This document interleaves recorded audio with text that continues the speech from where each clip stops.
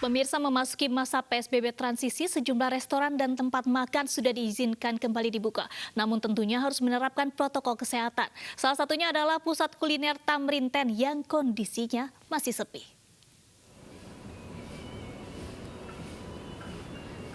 Jelang waktu makan siang pekerja kantoran, kondisi di pusat kuliner Tamrinten cenderung sepi dari pengunjung. Meski demikian, setiap orang yang ingin makan diwajibkan untuk mematuhi aturan protokol kesehatan. Setiap pengunjung akan diperiksa suhu tubuhnya.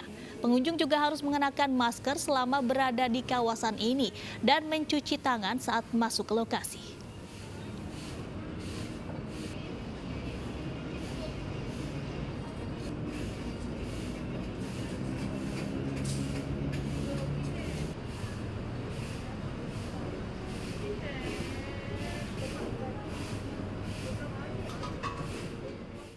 Dan pemirsa, saya akan langsung ajak Anda menuju Tamrinten, lokasi kuliner yang saat ini sudah ada rekan kami Pangeran Negara di sana. Pangeran, seperti apa protokol kesehatan yang diterapkan di Tamrinten?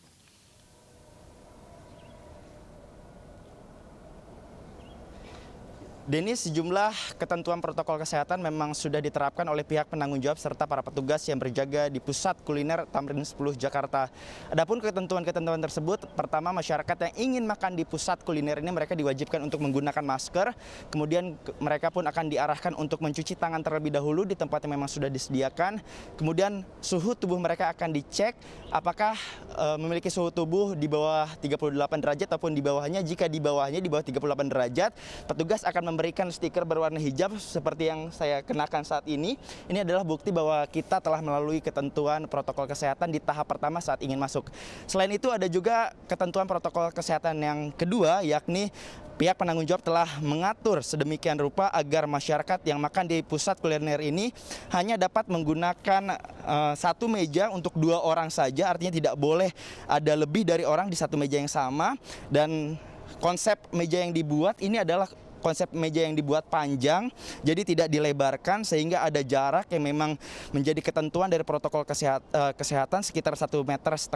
Nah, selain ketentuan ataupun tata cara makan, pihak penanggung jawab pun telah memberikan fasilitas cuci tangan di area terbuka ini. Setidaknya ada kurang lebih 6 tempat cuci tangan yang disediakan, bisa terlihat ada wastafel, kemudian juga sudah ada sabun yang memang disediakan untuk nantinya para masyarakat yang ingin makan bisa mencuci tangan terlebih dahulu sebelum mereka makan. Nah, dari hasil pantauan kami sejauh ini para pedagang pun sudah mematuhi aturan protokol kesehatan. Mereka sudah menggunakan masker dan juga sudah menyediakan hand sanitizer yang tentunya diperuntukkan untuk para calon pembeli nantinya. Denis, dari hasil pantauan kami sejak pagi hingga siang hari ini memang kondisi di pusat kuliner Tamrin 10 masih tergolong sepi meskipun sudah memasuki jam makan siang. Dan dari informasi yang kami dapatkan bahwa pusat kuliner ini buka hingga nanti pukul 7 malam dan tentunya kita sebagai masyarakat ibu kota harus mendukung pihak pemerintah khususnya ketika berada di public area untuk tetap mematuhi aturan protokol kesehatan. Denis. Baik, terima kasih Pangeran Negara. Mudah-mudahan informasi ini mengobati kerinduan para pecinta kuliner ibu kota ya. Tapi jangan lupa protokol kesehatan tetap harus diterapkan.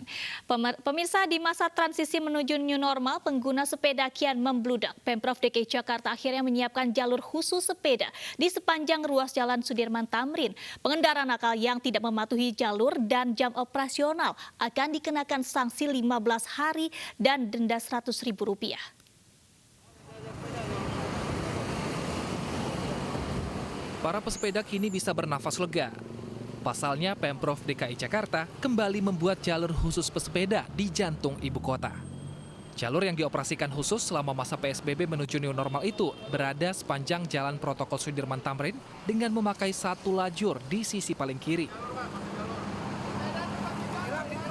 Meski baru sebatas sosialisasi, namun nantinya pihak kepolisian akan memberlakukan sistem tilang bagi para pesepeda yang melanggar. Tak main-main, pelanggaran akan dikenakan sanksi kurungan selama 15 hari atau denda sebesar Rp100.000. Hari ini saya dengan Pak Kadisub sejajaran, kita melaksanakan peninjauan terhadap jalur sepeda yang kita sebut dengan pop-up bike lane, di mana memang jalur sepeda tersebut merupakan bagian dari upaya kita untuk membentuk masyarakat yang sehat, aman, dan produktif menuju ke era new normal. Jalur khusus ini bisa digunakan di hari kerja pada pukul 6 hingga pukul 8 pagi dan sore harinya pukul 16 hingga pukul 18 waktu Indonesia Barat. Sementara untuk hari Sabtu dibuka pukul 6 hingga 10 dan sore mulai pukul 16 hingga pukul 17. Jadi sekarang sesuai kesepakatan kami dengan Pak Dirlantas bahwa untuk pelaksanaan jalur sepeda sementara dan juga memperhatikan tingkat penggunaannya, maka di pagi hari itu antara jam 6 sampai dengan jam 8 pagi. Setelah itu trafikonnya kita pinggirkan, jalur sepenuhnya untuk lalu lintas jalan. Kemudian pada sore hari itu mulai jam 4 sore sampai dengan jam 6 sore. Saya sebagai sepeda sih senang sekali ya, udah disediain jalur.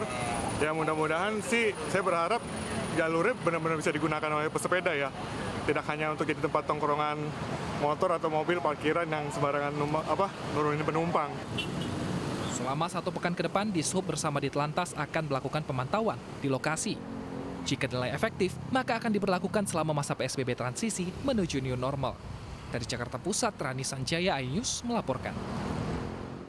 Masa pembatasan sosial berskala besar menjadi ladang rezeki bagi penjual sepeda di Kota Bandung, Jawa Barat. Seperti toko sepeda di Jalan Sunda, Bandung, omset penjualan naik tajam hingga 50% jika dibandingkan dengan hari biasa.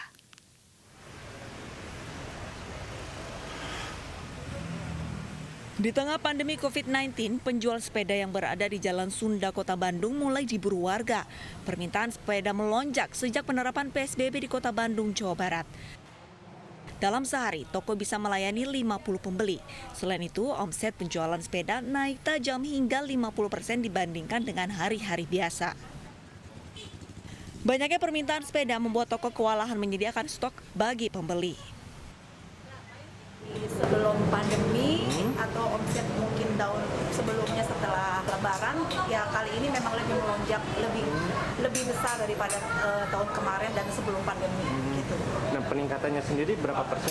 Mungkin ya bisa sampai 30% atau 50%. Nah, itu kebanyakan sendiri pembeli membeli sepeda apa aja sih? Kalau anak-anak mungkin sepeda mini, mungkin kalau dewasa mountain bike. Ini untuk kegiatan olahraga. Untuk kegiatan olahraga di masa PSBB atau seperti apa sih, Kang? Kalau di masa PSBB kan harus sesuai dengan aturan, jadinya ya kalau olahraga nggak berkerumun, nggak berkerumun. Nah, kalau pakai sepeda ini kan bisa sendiri, ya biar nggak di rumah terus. Nah, rencananya sendiri dipakai. Seperti diketahui, penggunaan sepeda di Kota Bandung mulai ramai setelah PSBB dilonggarkan. Walau demikian, warga harus tetap menjaga jarak dan mematuhi protokol kesehatan guna mencegah penularan virus corona saat bersepeda. Dari Bandung, Jawa Barat, Ervan David, iNews melaporkan. Usai jeda, kami akan ajak Anda ke Kebun Binatang Jogja yang telah menyiapkan protokol kesehatan agar bisa kembali beroperasi. Tetaplah bersama kami di iNews Siang.